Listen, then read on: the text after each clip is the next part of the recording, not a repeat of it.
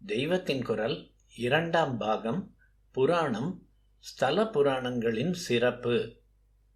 என் அபிப்பிராயம், அநேக சரித்திர உண்மைகளை தெரிந்து கொள்ளவும், லோக்கல் கல்ச்சர், லோக்கல் கஸ்டம், பிரதேச பண்பாடு, பிரதேச வழக்குகள் முதலியவற்றை தெரிந்து கொள்ளவும் இந்த ஸ்தல புராணங்கள் தான் ரொம்பவும் உதவும் என்பது.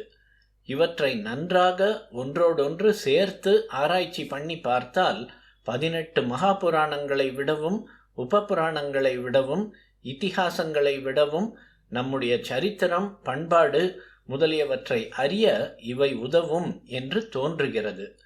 இவை ஒன்றுக்கொன்று விஷயங்களை சப்ளிமெண்ட் செய்து கொண்டு, கூட்டிக் கொண்டு போவதோடு மட்டுமின்றி மகாபுராண கதைகளிலும் கூட விட்டு போனதை பூர்த்தி பண்ணுகின்றன. ஹிஸ்டரி, சரித்திரம் சரியானபடி தெரிய ஸ்தல ஐதிஹ்யங்களும் புராணங்களும் நிரம்ப உதவும். உதாரணமாக, இப்போது படிப்பாளிகளில் பலருக்கு அத்வைத்தியான பகவத்பாதாள் அநேக க்ஷேத்திரங்களுக்கு போய் ஆலய பூஜா கிரமங்களை சரிப்படுத்தி கொடுத்தார் என்று சொன்னால் நம்பிக்கை படமாட்டேன் என்கிறது. அவர் ஞான மார்க்கத்தை தான் ஸ்லாகித்து சொன்னார். அதனால் இந்த பக்தி வழிபாடுகள், ஆலய ஆகம சமாச்சாரங்கள் ஆகியவற்றில் அவர் பிரவேசித்திருக்க மாட்டார் என்கிறார்கள். ஆனால் அவர் புது கலை ஊட்டினதாக க்ஷேத்திர ஐதிஹ்யங்களின்படி சொல்லப்படும் ஸ்தலங்களை ஒன்றுக்கொன்று 1000-2000 மைல் தள்ளி இருப்பவைகளை போய் பார்த்தால் அவற்றுக்கு ஆச்சாரியாளின் சம்பந்தம் இருப்பது அழுத்தமாக தெரிகிறது. வடக்கே ஹிமாச்சலத்துக்கு நடுவில் உள்ள பத்ரிநாத்துக்கு போனால் அங்கே ராவல் என்று பூஜை பண்ணுகிறவர் கேரளத்து நம்பூதிரியாக இருக்கிறார். இங்கே இந்த சென்னப்பட்டணத்திலேயே திருவொற்றியூரில் திரிபுர சுந்தரி அம்மனுக்கு பூஜை பண்ணுவது யார் என்று பார்த்தால் இதுவும் ஒரு நம்பூதிரி பிராமணர் தான். ஆச்சாரியாள் நம்பூதிரி பிராமணர் தான் என்றும், அவர் புதிதாக ஜீவகளை ஊட்டிய பல ஸ்தலங்களில் நம்பூதிரிகளையே பூஜகர்களாக வைத்தார் என்றும் கர்ண பரம்பரையாக சொல்லி வருவதற்கு இப்படி பிரத்யக்ஷ சாட்சியம் இருக்கிறது. தர்மோபதேசத்திலும் இந்த ஸ்தல புராணங்கள் மகாபுராணங்களுக்கு பின்தங்கிவிடவில்லை. சின்ன சின்ன தர்ம நுணுக்கங்கள் நமக்கு கிடைத்துள்ள ஆயிரக்கணக்கான ஸ்தல புராணங்களில்தான் பளிச்சென்று போதிக்கப்பட்டிருக்கின்றன. இப்போது படிப்பாளிகளில் மத நம்பிக்கை உள்ளவர்களும் கூட ஸ்தல புராணம் என்பதை ரொம்பவும் மட்டம் தட்டினாலும் தமிழ் தேசத்தில் சமீப காலம் வரையில் அதற்கு பண்டிதர்களிடையே நிரம்ப கௌரவம் இருந்திருக்கிறது.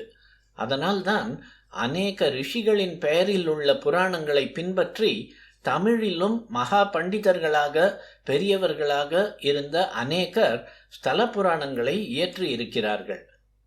ஸ்தல புராணம், மான்மியம், கலம்பகம், உலா என்றெல்லாம் அநேக க்ஷேத்திரங்களின் மகிமையை சொல்கிற சிறந்த தமிழ் நூல்கள் இருக்கின்றன. மகிமை வாய்ந்தது மகாத்மியம், அதை தமிழில் மான்மியம் என்பார்கள். சங்க காலம், தேவார திவ்ய பிரபந்த காலம், கம்பர், ஒட்டக்கூத்தர் முதலானவர்களின் காவிய காலம் என்றெல்லாம் தமிழ் இலக்கியத்தை காலவாரியாக பாகுபடுத்தும் போது 16ஆம் நூற்றாண்டை தலபுராண காலம் என்றே புலவர்கள் சொல்கிறார்கள். 14ஆம் நூற்றாண்டிலேயே உமாபதி சிவாச்சாரியார் எழுதிய சிதம்பர மகாத்மியமான கோயிற் புராணம்தான் முன்னோடி என்கிறார்கள். கமலை ஞான பிரகாஷரையும் சைவ எல்லப்ப நாவலரையும் முக்கியமான புராண கர்த்தாக்களாக சொல்கிறார்கள்.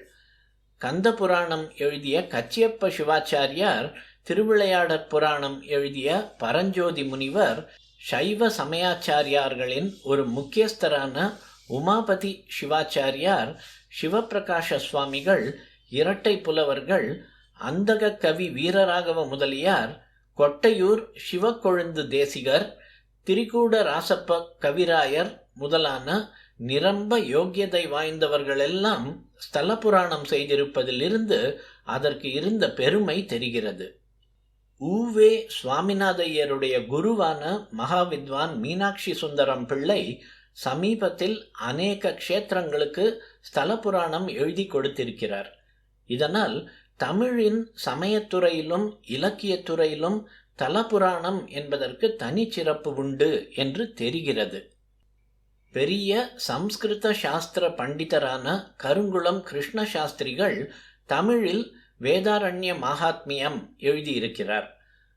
ஸ்தல புராணம் பிரச்சாரம் ஆவதற்கு தமிழ் தேசத்தில் ராஜாங்கமே ஆதரவு தந்து உற்சாகப்படுத்தி இருக்கிறது. 450 வருஷங்களுக்கு முந்தி தஞ்சாவூரில் நாயக்க ராஜ்யம் ஸ்தாபிக்கப்பட்டதற்கு காரணமாக இருந்த மந்திரி கோவிந்த தீட்சிதரின் விருப்பப்படியே சம்ஸ்கிருதத்தில் இருந்த பஞ்சநத திருவையாறு க்ஷேத்திர புராணத்தை தாம் தமிழில் பண்ணினதாக மொழிபெயர்ப்பாசிரியர் சொல்லியிருக்கிறார்.